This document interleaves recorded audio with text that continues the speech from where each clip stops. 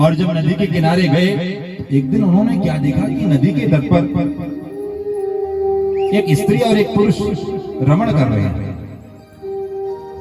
तो महाराज ने उनके हाव भाव में फंस करके और उस स्त्री के साथ में उसके घर चले गए, माता पिता को छोड़ दिए। कालांतर में उन्होंने 10 पुत्रों को जन्म दिया। तो महाराज जब 10 पुत्र हो गए, अंत समय आया भगवान के द्वार जाने का।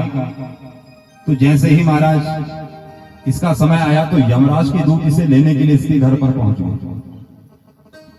और जब यमराज के दूत पहुंचे और उसको ले जाने लगे, तो घर में जो सबसे छोटी संतान होती है वह सबको प्रिय होती है।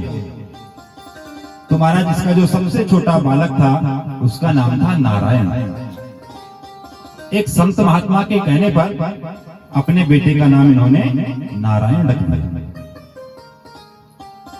तो जैसे ही यमराज के दूत उसको पकड़ करके ले जाने लगे, तो दूरी पर उसका बेटा खेल रहा था नारायण।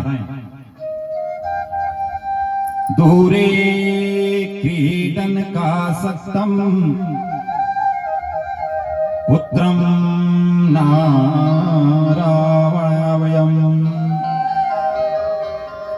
प्लावितेन सरोणेचे राजुहावा कुलेन्द्रिया। महाराज जैसे उन्होंने हाथ पकड़ा और ले जाने लगे, तो जोर जोर से चिल्लाने लगा, अरे बेटा नारायण मुझे बचाओ। महाराज बेटे ने तो सुना नहीं, लेकिन साक्षात भगवान नारायण के 4 पार्षद वहां उपस्थित हो गए।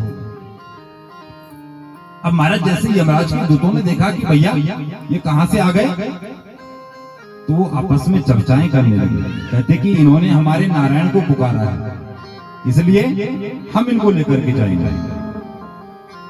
इसलिए पूर्व काल में जब माता पिता बच्चों का नामकरण करते थे, तो महाराज वो बड़ा सोच समझ करके करते थे।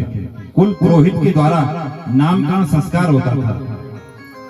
अगर आज किसी बच्चे का जन्म होता है और माता पिता को नाम रखना हो, तो महाराज जो गूगल में सर्च करते क्या नाम रखा जाए,